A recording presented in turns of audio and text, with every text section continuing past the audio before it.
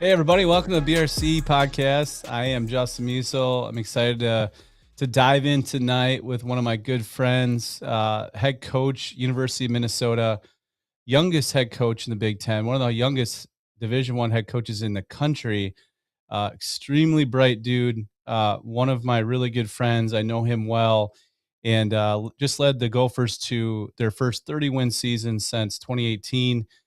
Has the program going in a phenomenal direction with recruiting culture, has really turned that program around in just a couple years, him just having had his second season. So excited to talk with him. He was the pitching coach prior to becoming the head coach there, but one of my great friends, someone that I think is a rising star in the coaching game. Let's go ahead and bring Ty in here and get to our conversation with Ty. What's up, Ty? What's up, man? Good to see you. Good to see you too, my man. Appreciate you coming on and taking the time. I know busy time, right? Exit meetings and everything you have going on. We were talking off the podcast. So you is this a breath of fresh air, man, or are you just needing some sleep? Yes. Um, that's usually the way that it works. I was just talking to my wife yesterday. I think I had my first off day since the day after Christmas. So a little bit of a breath of fresh air, a little bit of an opportunity to regroup and kind of set course for the new year. But also a lot of balls to juggle with exit meetings and graduating our senior class the right way and getting them on to whatever their next is, whether that's professional baseball or into the working world.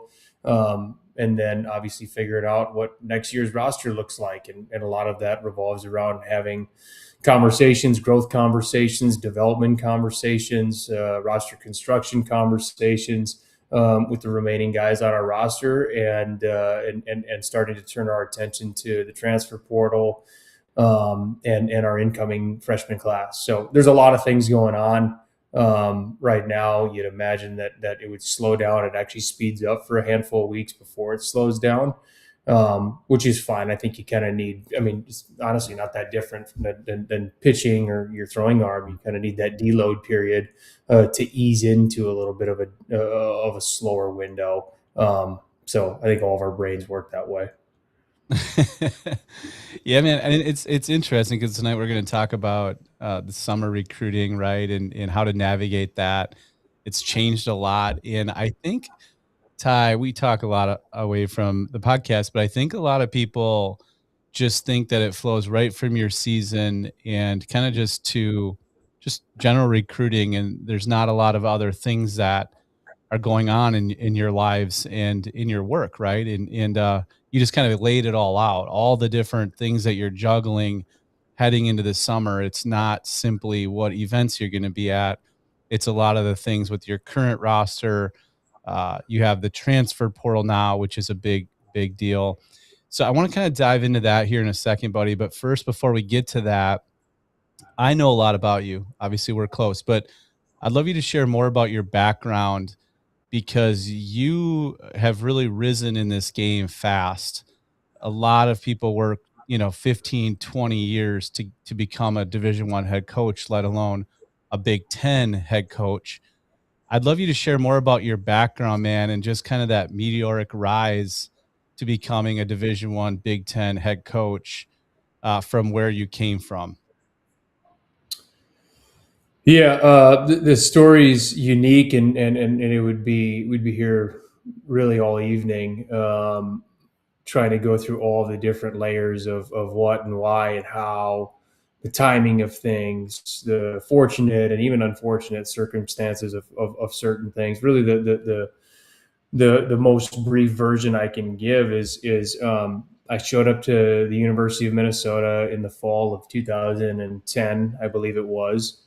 And I was a decent high school pitcher.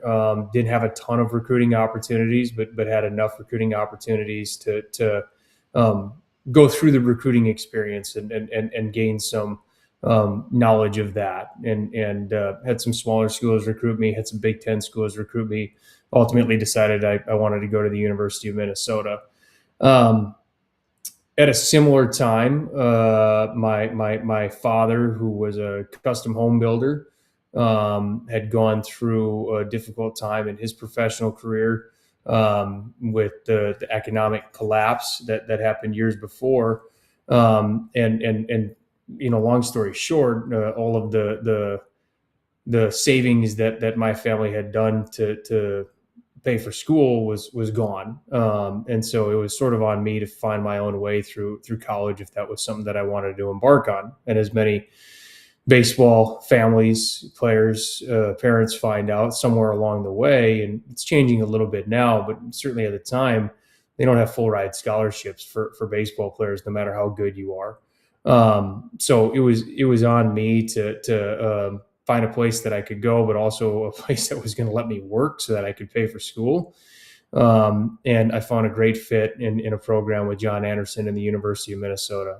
It was everything I was looking for, academically, socially, and then obviously athletically. I'd followed the University of Minnesota, the baseball team, was a Gopher fan my entire life.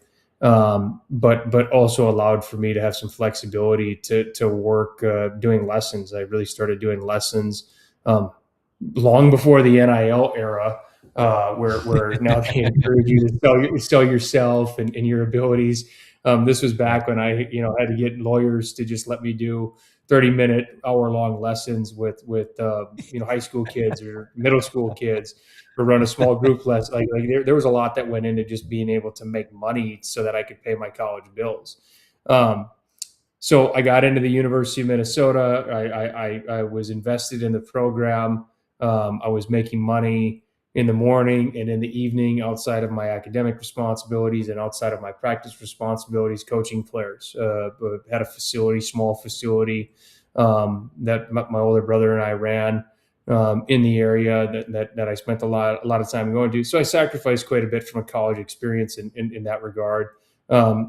But it's something that I wouldn't give up. And along that journey, was sort of forced to mature rather quickly. Not just financially and responsibility and time wise and all of that stuff, but just learning how to communicate. If you want to give good lessons and get return customers and things of that nature, you need to learn how to recruit, and you need to learn how to communicate, and you need to learn how to follow up, and Yeah. a lot of different things that obviously have helped me along the way in my career. Never had any anticipation of coaching. I started with a degree in sociology.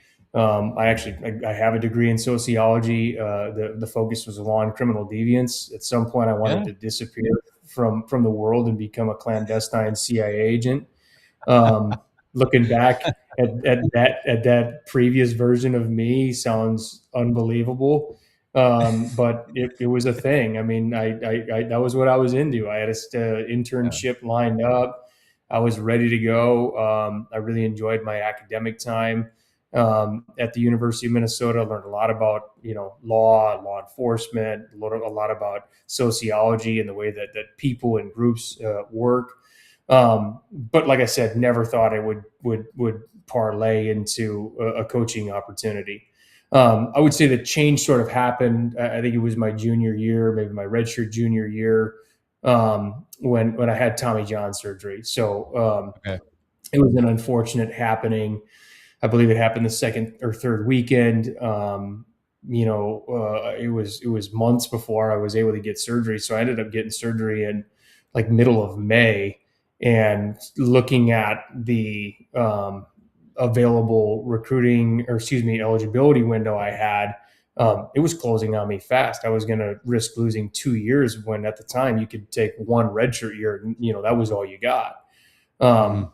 So with that, I was forced to really dive into, okay, I've got 8 months here to try to take what at the time was a 12 to 18 month recovery window, and pull out all the stops that I possibly could. So I was into a lot of what was considered like kind of freak outside, maybe non-mainstream modalities that are cool now. Yeah. Was I can say it legally, but it was peptides, it was red light therapy, it was EMF and PEMF, stuff like it was Yeah. diet and nutrition.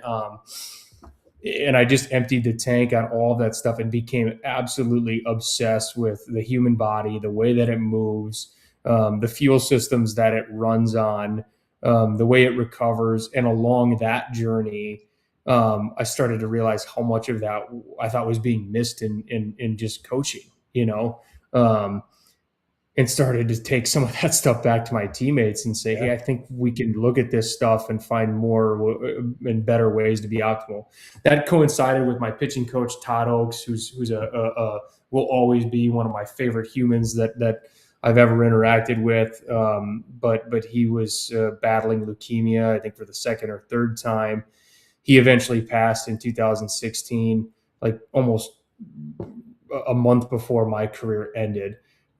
So between him not being around, having to take some leaves, and me sort of being willing to take over some of the coaching responsibilities, especially with some of these new ideas, John hired me basically the day that I graduated. And in many Yeah. cases, Yeah. your first opportunity at any level is an unpaid role. But he let me run the pitching staff. That was one of John's strengths, was that he was awesome at giving his coaches autonomy, and he trusted a 22, 23-year-old with a Division I pitching staff. And that was Max Meyer's freshman year. That was Pat Fredrickson's freshman year. Um, Yeah. and was able to work with, recruit, develop a lot of really talented athletes. And so I spent what ended up being 8 years as a pitching coach, and then was hired a couple of years ago as the head coach. And certainly have learned a lot along the way. Um, Hardly feel like I've got it all figured out, but love the struggle, the Yeah. challenge, the arithmetic that is every single day in this profession. So, like I said, I could give you about hours and hours long on each one of those segments, but yeah, for not being all that old, I joke around with my wife. I've lived a lot of life. Yeah. Um, maybe at the Yeah. detriment of my health at times, but Yeah. Yeah. I've certainly done a lot. Well, and I love the background, man, and obviously we've known each other for a long time, but one of the things that does make you different, and we talk a lot about this, but you're definitely an outside the box person, so am I, and that's kind of where we connect on a lot of things. Is just you look at things and you see how to do things different, and you try to optimize those things in different ways. Like I even just think of owning a business. You've owned a business, right? And you have other experiences in life that has given you a good understanding of how to run things, uh, not just through a university, but just in general. And I think that's a major advantage to understanding how the real world outside of that landscape might operate.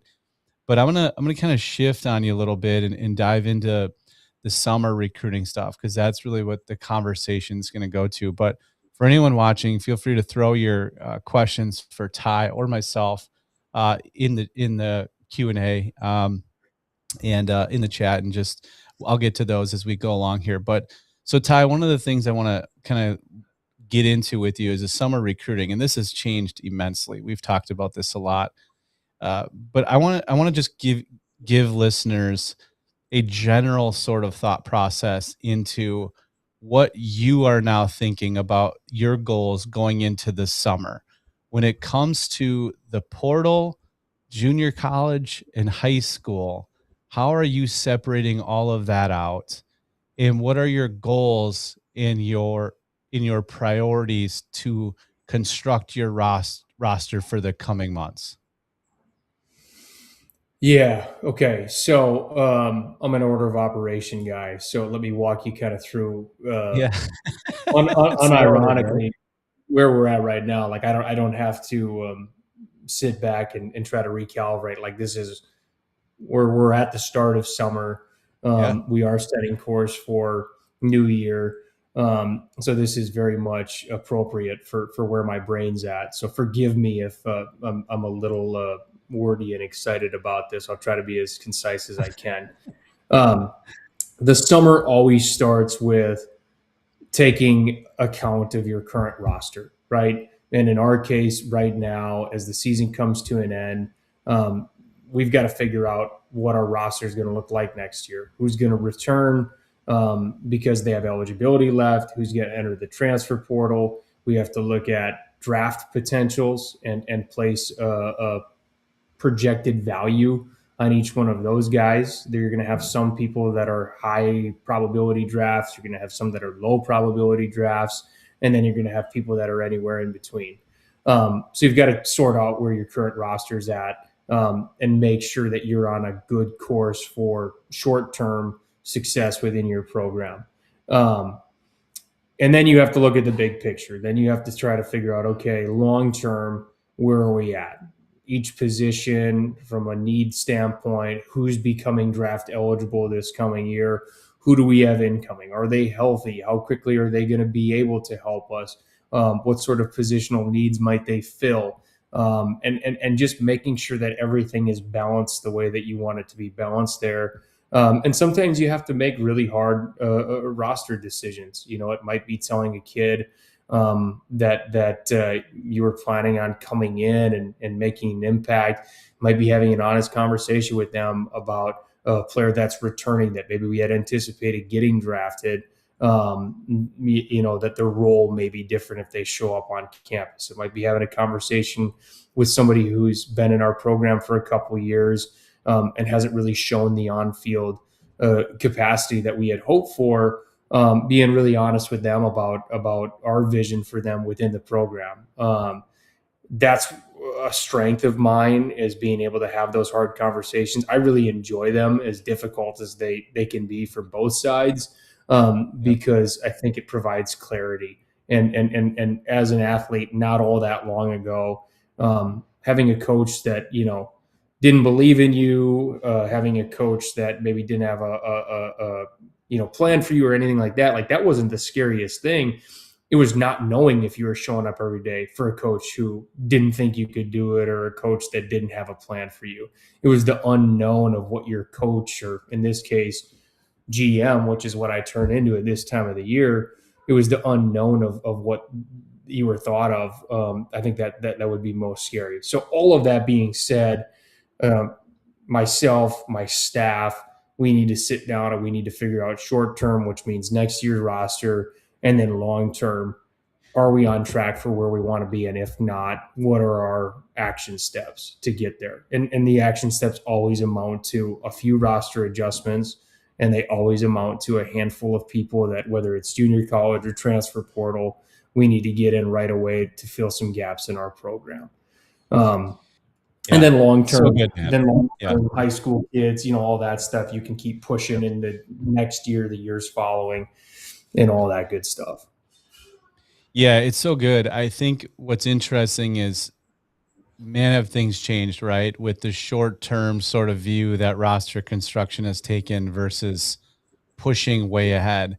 I have no conversations anymore about guys that are 4 or 5 years out. It's a little bit pointless for a lot of guys because it's such a short term sort of view on the roster construction of what's going to happen right now. I can't pretend that I'm looking out 4 or 5 years on a class. Not that guys are going to, you know, turn their eyes away from a good player or something that's within their state or within their area. You know, they might see it, remember that name, put them down in their system. But I want to talk a little bit about that because that has changed drastically.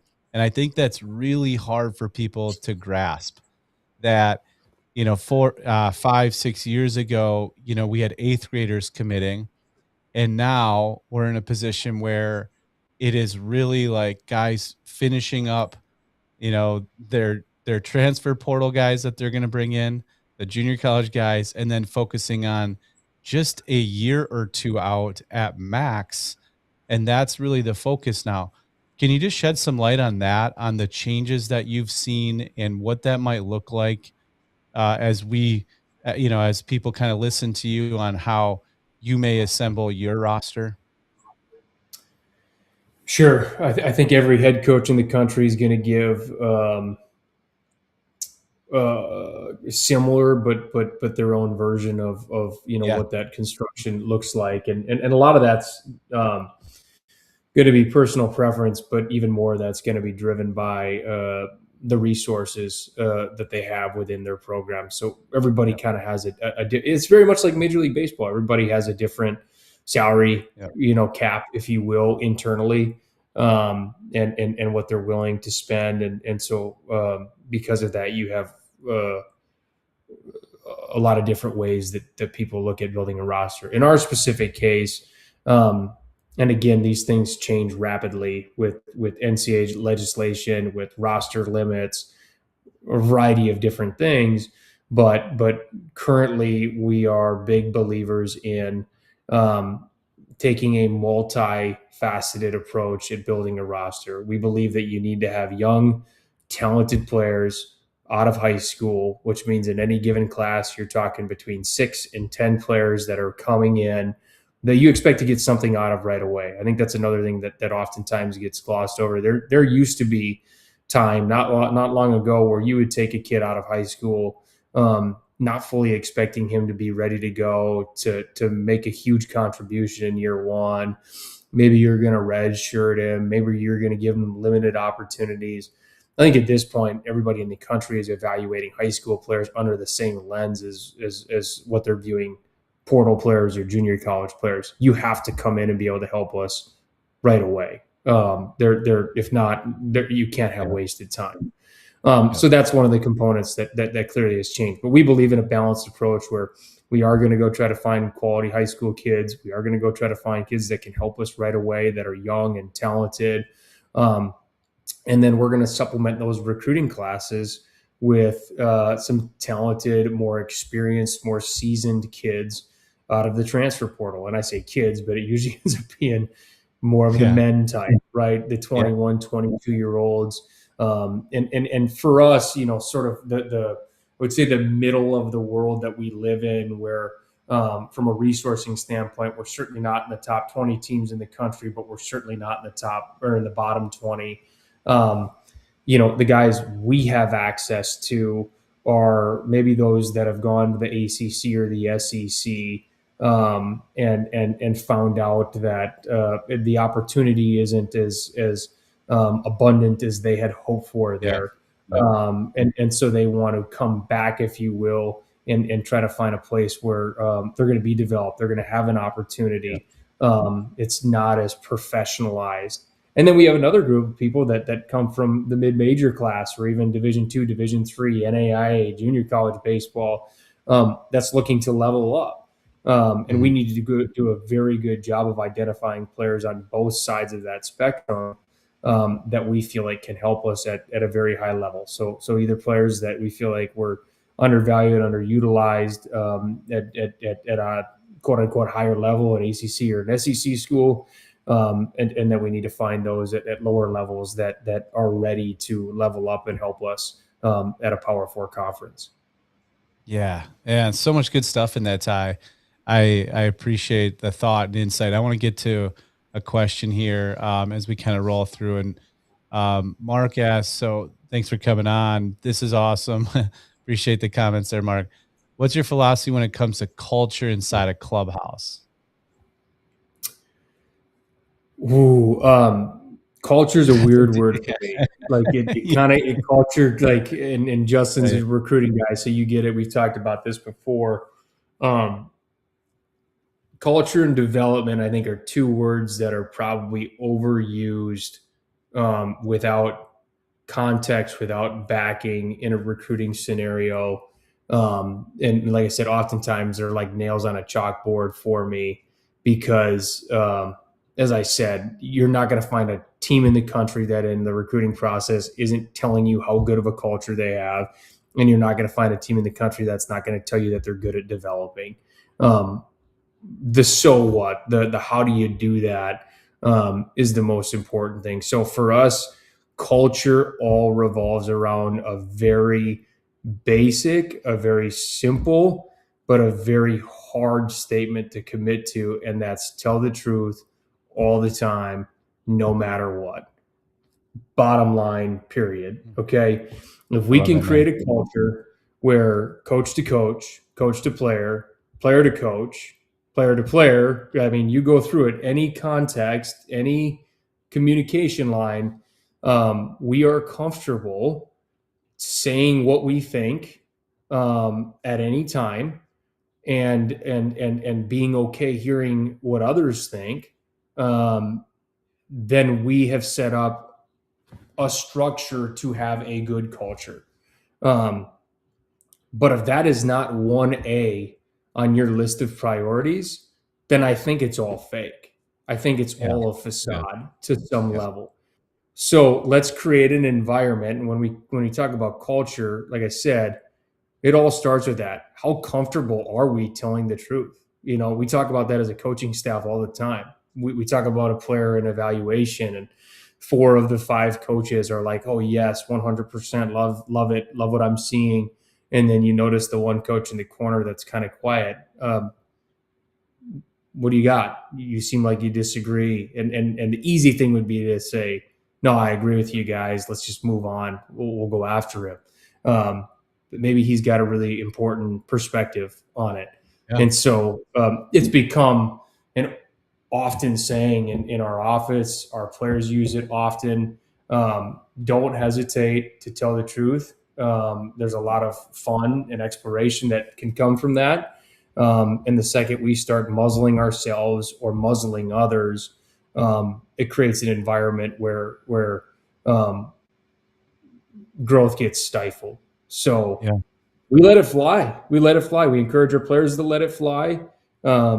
Say what you think. Say what you Yeah. Can you mean. Be explain that confident in more? it. Because I know what it means when you say that, but like that means something to you and that means something to your culture. And it does hit on Mark's question of like, let it fly.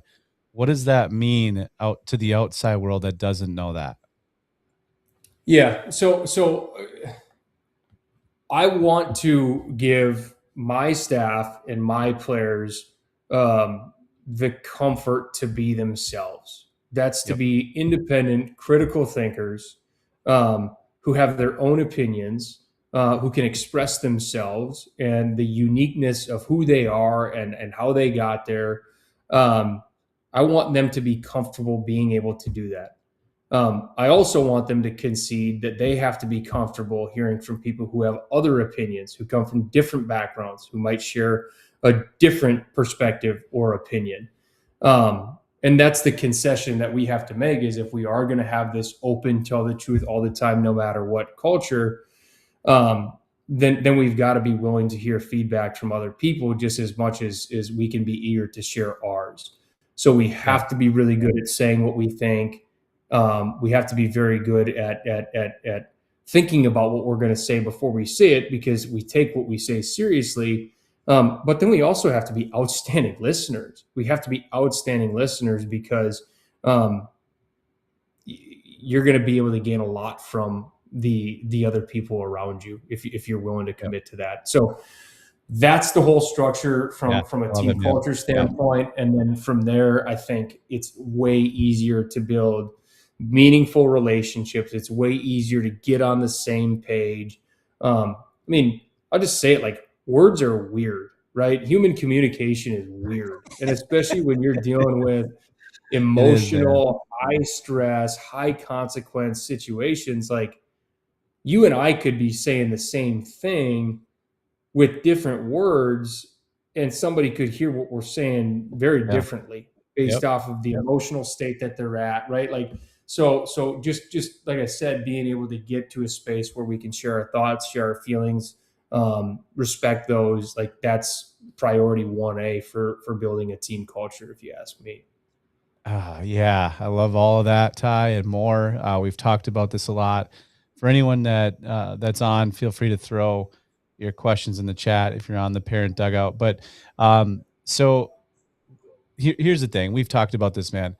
Everybody wants to talk talk about the same sort of things that help in recruiting. Culture is one of those, as we've touched on. Away from this, culture is really something that is earned through what the culture is actually like, in my opinion. So if someone talks about culture being important, but then all the players talk about how toxic it is, then it doesn't matter what anyone else is saying because the reputation on it is just a toxic culture. And so I think that's one of the things that you've done an amazing job with is shifting that. And that takes finding the right guys, which when you're a new head coach, it takes a little while to figure out the guys that you click with that work in that setting.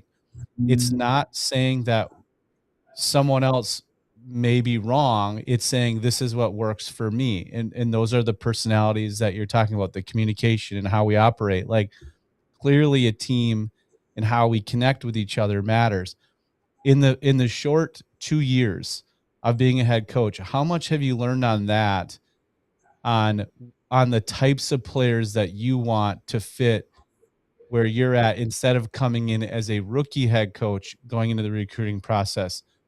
Can you share that journey and that evolution, if you will, to understand what you're wanting in a player, makeup wise and tools wise?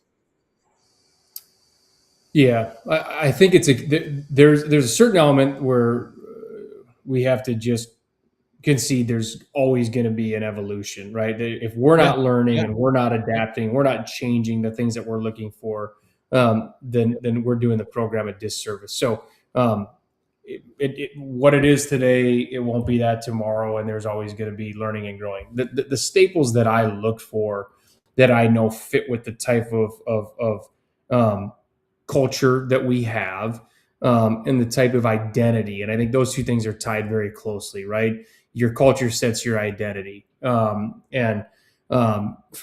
me, it's finding players that obviously have the requisite talent, right? They throw a certain velocity on the mound, they command the baseball a certain way, they have a certain secondary or off speed pitch.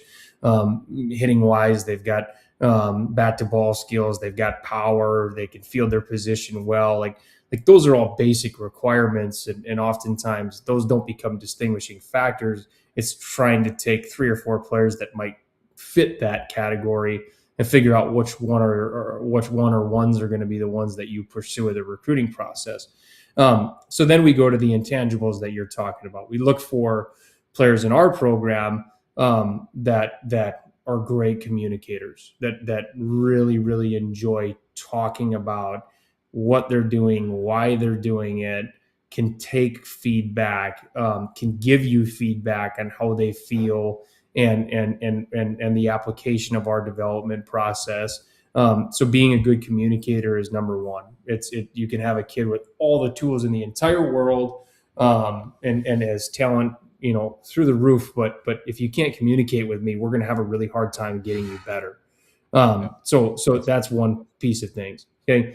And number 2 is you got to have a motor. Like if you're going to play for me, you have to have a motor. And what I mean by motor is you have to show up with this tangible, like unwavering desire to just go, And again, that looks different for Yeah, I love it, every man. Yeah. positional group. It looks different for a Yeah. left-handed pitcher who pitches out of the bullpen than it does for a starting shortstop. Like you come to our Yep. practice and not everybody's running around the field with their hair on fire all the time. But in your world, like you need to show up Yeah. and just fume energy, and give energy to others. If you show up and you're, I throw the crap out of the baseball and I spin a good breaking ball, but holy buckets, it's hard to get me started and I'm just a sloth around the field. Yeah. You ain't for me. Like you're just not Yeah. for me. Yeah. And again, that doesn't mean you're going to be a bad baseball player. That doesn't mean that you're not going to get opportunities at the next level. But going back to the culture piece, going back to the identity piece, those are important aspects of every guy in our program. Needs to show up with this like really visceral passion for what the heck we're doing on any given day. And that might be a So good, man. walkthrough. Yep. Yeah, I like that because it's getting an idea, a very specific idea of what you want, and you know this, Ty, but I've done consulting for Division 1 programs, and that's one of the first things I try to identify is just the separation of the two. What do you want in the human, and then what do you want in the player? And a lot of times that can blend over because you can love the tools and the players so much on the field, but if it's not your guy, it doesn't fit. But we're all, I think, as humans, if we were in a scouting role or a coaching role or anything, you flow to the tools and what they can do. But if it doesn't match up with the style of the organization, or in your case, the program and the university, it just over time that kind of can blend. So it's much harder. I think when people think about that, this is my point. I think when people think about that, they think, well, of course, you're going after good makeup guys and you want talented players. Like, it's not that complicated, but it actually becomes very, very specific in what that makeup actually is, though. And you kind of hit on it, like a high motor. That's one thing of 30 things you look for in the makeup that you're trying to match up. So it's actually very complex. So I appreciate you kind of taking us down that road, buddy. I'm gonna get to another question here. Melanie had a really good question. How do you create? And this is, talking about all this, it's about the players and the roster and what the culture. How do you create accountability without players shutting down? It's an amazing question. That's a really good question. I think there's a lot of different ways to create accountability now, that might not be as established, but we found especially recent success with them. So, obviously, when you're talking about accountability, you're trying to get people, your players, feeling a sense of ownership for what they're doing, and not looking to point fingers, and blame people when things go wrong. Um, so, accountability for us is largely set by, the minimum standards of the team. And again, going back to the culture, going back to the identity piece, I've found that punishments, generally speaking, don't work. It's hard to enforce them. Everybody seems to have a sort of a different story on what's going on and all that stuff. Like, accountability can be very difficult. So first of all, we like to find players who are self-accountable, right? Ones who are their hardest critic, ones who have some self-awareness and can be accountable to who they are. So rather than have to develop that, we find people who already possess that skill. And then lastly, it actually seems kind of counterintuitive, but I found the accountability piece is a heck of a lot easier when you develop meaningful relationships with players. Oftentimes, I think Point, leaders, I'll be the first one to admit that there's been parts of my career where I've been eager to lay out a list of expectations, correct people when they fall out of line with those expectations. And it turns into sort of authoritarian style of leadership, which is not where I excel. I'm much better when we spend time and effort on the front end developing a meaningful relationship, having very honest conversations like we talked about before, and then being able to know that player and address the accountability, the correction, whatever you want to call it, on a more individualized basis. I mean, I have, let's call it 36 guys on my roster. I've probably got 15 of them that respond really, really well to me yelling at them in any environment, right. Right. they want that. And if I don't do that for them, like, they don't feel the love. They're like, that's my love language, is when you yell at me, because that and then maybe the other half of them are like, don't yell at me, I shut down. I shut down if you yell at me. And again, we can dissect that. I told you I have a sociology background, and we all become pseudo psychologists when we take a job like this. But there's a lot of different personality types that respond differently to that stuff. So again, it's not as simple as a 1, 2, 3 ABC process, but the whole, like, okay, how do we get this thing started? And for me, it's like we have to take time on the front end to build meaningful relationships. I need to get to know Justin, and how was Justin rate? Who is your favorite coach, Justin? Tell me about him, right? I want to know that in the recruiting process. I want to know that when you step foot on campus, so that I have some indication about who are the people that have made you into, because you're clearly here for a reason. Who are your favorite Yep. coaches and how have they made you into the person that you are?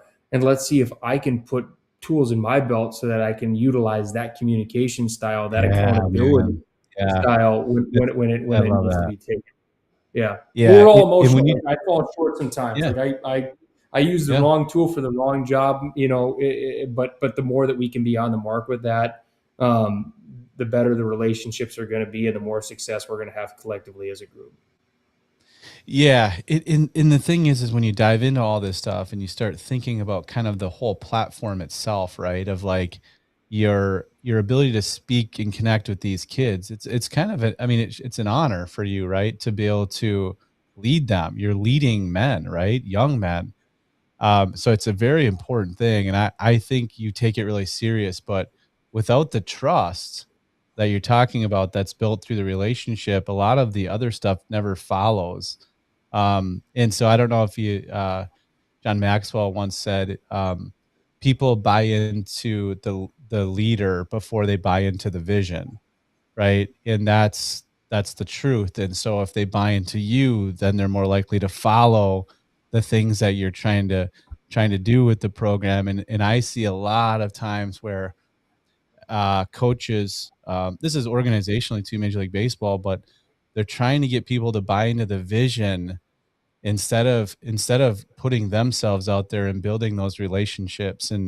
Um, and we just had Theo Epstein on the other night on Dirt from the Dugout, which is a part of the parent dugout, and he was talking about the relationships, and he learned like shortly after he became the GM of the Red Sox on like how important the relationships were, and he really started investing in that, and that's when he started seeing a lot of the things come together because he kind of knew the individuals, and to me that it's summarizing that quote of they're buying into him now, and then now his vision is kind of coming to fruition. So a lot of stuff there to unpack, man. So really good stuff. I'm gonna a couple other really good questions here, and then I'm gonna throw the kitchen sink at you, which I know you appreciate as a pitching guy. But let's get to Adam's question, man. So real quick on this one, what makes the University of Minnesota so special to you? Which is a very loaded question, probably, but I'd love to hear your thoughts on that. What do you got? What Yeah. do you got in 30 to 60 seconds on that one? 30 to 60 seconds. The University of Minnesota is a unique institution in the sense that you can accomplish anything that you want to at the institution. Like we have every degree seeking undergraduate program that you could possibly imagine. We have the highest level of athletics and Power Four baseball right here. We're in the Twin Cities where there's an innumerable amount of Fortune 500 companies, businesses of any kind. Um, you're in one of the largest metropolitan areas in the entire United States. Like the most beautiful thing about the University of Minnesota is that you can do whatever the heck you want to do with your time on campus and your life beyond at the University of Minnesota. And I have So good, man. years and years and years of experience with players who have utilized that and decades of alumni who are connected to our network. And I'm one example of somebody that has used the Yeah. University of Minnesota as a springboard. But like I said, it's a really special place because how often do you find a place, an institution that offers literally everything you could want? Yeah. Yeah. Great answer, man. I love to hear that. I'm gonna get to marks here. So how do you do growth planning with younger players, and how do you measure success? So we spend actually in the recruiting process, we spend an inordinate amount of time evaluating players objectively. So we there's a type of recruiting that's done at certain places where it's just kind of like yes or no, right? It's dude or no dude. Is he good or is he not? We try to find the guys in the category of yeses, and then we try to put objective measures to them. So we've modified an 80 to 20, 20 to 80 professional baseball recruiting scale for college, both the pitching and the hitting side of things. And so we grade all of our recruits or potential recruits on this scale. And that goes into a development program with them. It's part of our decision-making process and the type of aid package they might get. We walk through it with them on the recruiting visit if it gets to that place. And we have what's called a current evaluation of where they're at, and then an OFP, which is an overall future projection of where we believe they're going to get to in that calendar year. So that sets the table for everything when it comes to development. Where are you at right now? Where do we believe you can get to? Not just in words, but we're going to put objective measures on those, whether it's the fastball velocity or the exit velocity, or in a portal case, maybe it's in zone swing and miss or out of zone chase. Like, we're going to take every potential objective measure and find areas for opportunity there. In addition to the body building aspect of things, getting stronger, getting faster, becoming more healthy, which are always aspects of everything we do from a development process. So we set course with that. We track very diligently along the way. And then this time of year, when we're at exit meetings, we see how we did, and if we hit our marks. And that's I guess in like as short order as I can possibly give you, kind of the Right. our development process. Right. Yeah.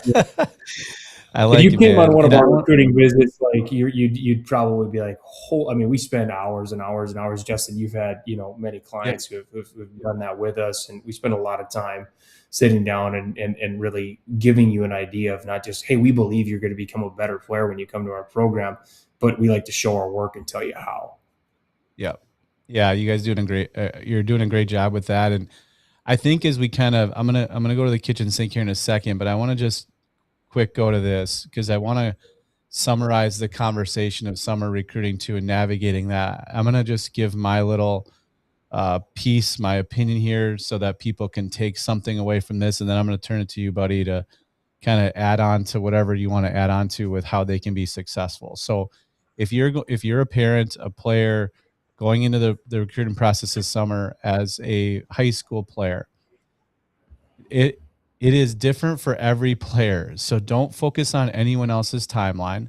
I know that you've probably heard that before, but it's really important to consider that and think about that. It is your timeline, nothing else matters.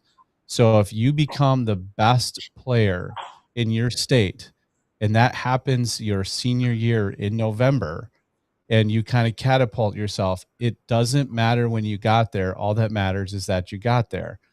And so what I want to say is when you go into the summer, have a really good plan, know what you're trying to accomplish, and then make sure that you're not overdoing it as well. Understand that the body needs to work through the summer. The player, if you're a player, you need to play games, but there is a point where too much is too much, and sometimes dragging yourself to another showcase, which I'm okay with showcases. I think they can be super productive, but just be really careful that you're going when you feel good, the body feels good, the arm feels good, so that you can show out. And if you're not in that place, don't go because that's what's being evaluated. And so just kind of take your time, go through the process, have a plan, be strategic about it, and just know that everybody has their own timeline. Ty, I'm going to kick it to you for just 30 seconds, and then I'm going to get to the kitchen sink on you, which is going to turn a little more personal. But I'd love you to give your 30 to 60 seconds on that for parents and players listening. Yeah, very passionate about this. Start with an end in mind. Like Yeah. Yeah. take the time on the front end, and again, Justin, you guys do a tremendous job with it, being able to walk recruits through this process. But you have to have an idea of where do I want this thing to go. If you just embark on a commitment to doing the summer, then you're going to be susceptible to take every opportunity that's in front of you. You're going to cut checks to anybody that will ask for Yeah. one. You're going to end up playing too much baseball with no real target goal. That's when you start to see fatigue and exhaustion and injury and confusion and all of these things set in. When you set a realistic goal, and it might be a school, it might be a type of school, it might be a class of school. But when you set that, you at least set an endpoint to what am I trying to accomplish. If you just set out to try to get recruited, there's so many problems that can happen along the way, and so Yeah. many places Yep. that you can stub your toe. So having an end in mind, and being able to align yourself with somebody who's really familiar with the process is, I wouldn't just say invaluable, but it's necessary in today's world. Yep. Yeah, man, I love that, Ty. And I want to get to one other question here. Thanks for that insight as we kind of get to the kitchen sink. But before we get to the kitchen sink, I want to go to this question because it's phenomenal. How much are your players' parents and family members involved with your relationship building with them? And do you find that difficult? That's a phenomenal question. Yes. Ty stump. I'm trying to figure out a way to say this eloquently, because there definitely are parameters that need to be put around parents and parent involvement. Like when a player comes to play at a Division I Power Four program, you're an adult, right? You're an adult. That's your Mm, responsibility. Mom and dad are no longer there to make sure that you get up and go to class in the morning. Mom and dad are no longer there to make sure that you're doing what you need to at practice, or that you don't forget your cleats in the locker room. Like there has to be a true sense of, this is my thing. I am accountable to my actions. yeah. Mom and dad can support me and love me and should, but this is my thing. Okay. Yeah. All that being said, in the recruiting process, and in appropriate times throughout the year, like parent, family, support system involvement um, is paramount. It's paramount. Yep. Number one, I just talked about building relationships. Like we are all products of our environment. We're all products of the parents that we grew up with, the people, our brothers, our sisters that we've surrounded ourselves with. Like I want to get to know them. Bring them on the Yep. recruiting visit. I want to see how you interact. I'll give a great example. We've got a kid on our team named Jack Bello, and so he was at Air Force, and then he was at Butler, and he's come here, and he comes from they're from Florida. Um, but mom played soccer at Boston College. Dad played baseball at Boston College. Um, and when this kid showed up, he showed up with his mom on his recruiting visit.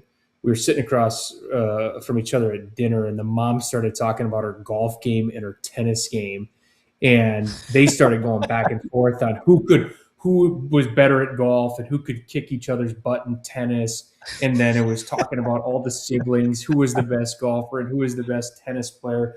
I love And it, like man. that 30-minute dinner conversation like sealed the deal. I was like, I'm going to do whatever it takes to get this kid, because he comes from a competitive family. Like they show love Yeah. to each other in Yeah. the same way that my brothers do.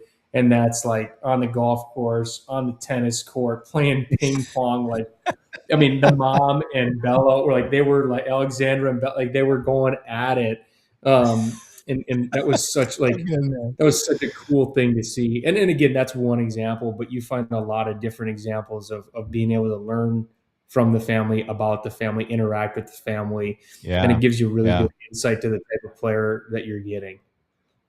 Oh man, awesome stuff. I love that. And it also shows, as we kind of wrap that part of it up, is it also shows to be yourself when you're in front of coaches, right? They want to know who you are. They want to know who your parents are. And I think sometimes the idea of like we need to put on this like superficial sort of mask to like be like we're at some sort of interview. I honestly think it's best when people just go and if just be yourself, and if they like you, great. That's how they get to know you. So I love that story, man. I'm gonna get to the kitchen sink. These are supposed to be quick hitters, and then I'll I'll end on the MVP, your most valuable person. So let's get to the kitchen sink though. So if you could be a professional in any other sport, what would it be? Golf. Yeah, easy one, right? Yeah. Yeah, easy one, easy one. What are you, a scratch golfer, Ty? You and I haven't golfed yet together. I have been. This job's not too kind to being a scratch golfer, but I have been Yeah, before. exactly, man. All right, let's go to the second one. What's your favorite city, buddy? What's my favorite city? Minneapolis, Minnesota, hands down. Oh, there we go. There we go. All right. Am I allowed So to we're pick gonna go. anything else? Yeah, let's go away from Minneapolis. What's your favorite Fort city Myers, outside Florida. of Fort Myers, Minnesota? Florida. That's where I was married. Lots of good memories There in we go. Fort Myers, Okay, including getting married to my beautiful wife. Yeah. there we go. All right, shout out to your wife too. Um, what's something that you that most people don't know about you? Ooh, something most people don't know about me. Um, Boy, that's a good question, Justin. You probably be able to answer that better than me. You want me to come up with something for you? I might need you to. Well, let's. I'm trying to think what guys give me a hard time for when they find out. I'm I'm not a music guy. I'm like all podcast, audio book, like talk Yeah, radio. I don't really listen to music, um, yeah. and most of my guys find that they all think I'm a nerd because of it. I probably am, but they all find that fascinating. That Oh, one of that's my favorite great, things. man. I'm 33 years old, but I think I have the interests of like a 62-year-old. So that's unique, I guess. Oh, it's so good, man. Yeah, I like that one. I would also throw in there, and I would be in this category with you, and this is how we connect, but our infatuation with the human body and healing and the Yeah. power of all the unique things that are out there. But yeah, man, yours is good. I like that. So last one. Are you a do-it-yourselfer or do you like to hire people?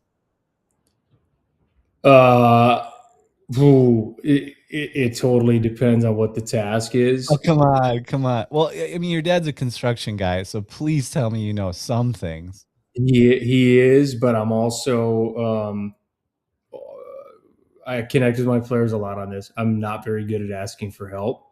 And that's an area that my wife reminds me often I need to get better at. I've realized my limitations with home construction. I've screwed up, half started, never finished many of projects. I think I've given my pride away on those. That's Um, so good, man. like yard work and stuff like that, do it Yeah, myself. Like yeah. brute force, ignorance, yes, I'll do it. Anything that requires fine motor skills and patience, like count me out on it. I'll hire somebody. So Ty, when I this is probably about 10 years ago now, but the last time I ever took a project on myself, I had a whole toilet torn apart. It just was a complete disaster. It was like a 2-day deal, and by the end of it, one simple thing led to just a disaster sort of uh pulling apart of this toilet and trying to fix it. And from that point forward, I said, I am not ever doing that again. Hired a guy to come over, a plumber to come over, and he had put it all back together. And it was like a 15-minute job for that guy. And I was like, that is why I'm not doing anything else because that guy, he was like, what were you doing on this thing, man? I was like, I, I don't know, man. I was just going after it. So, I've been there. Yeah, anyway, I've been there yeah. more than once. Yeah, yeah, Yeah, yeah, exactly. So, yeah. all right, let's get to the last one, man. Your MVP growing up. So, MVP for us is the most valuable person in your life. And this is something that we focus on within baseball, but also you as a human. Who's that person for you, man? Who's your most valuable person? So surprisingly, I mentioned him already. He was actually my college pitching coach. And don't laugh, but it probably took me until I got to college to really grow up. So when you talk about growing up and maturing and becoming Well, first of all, realizing who I was and then finding a way to extract the best version of me consistently. It probably took until college till I found that person. His name was Todd Oakes. He was my pitching coach at the University of Minnesota. He was the epitome of somebody who um, didn't didn't say didn't talk a lot, but said a lot. Everything he said was calculated and personal. And the love that he showed through his coaching is something that I aim to replicate every single day. So I'd probably have to say Todd Oakes for that one. Mm. So good, man. And he impacted so many people along his journey, his fight, and his with his leukemia was just a very public thing that he took on, and he embraced that, and he impacted a lot of people through that. Awesome, awesome selection there, man. A great human that will always be remembered by many. That's for sure. But Ty, I Yeah. appreciate you, my friend. I appreciate you taking the time to come on the podcast, and I appreciate your friendship, buddy. And I know we'll be talking soon, but thanks a lot for taking the time, pal. Justin, thanks for having me. You guys are doing not just good but meaningful work in today's game, and hats off to you guys for everything that you do. Thanks, brother. We'll catch up with you soon. Awesome. Thanks for having me. Thanks, Ty.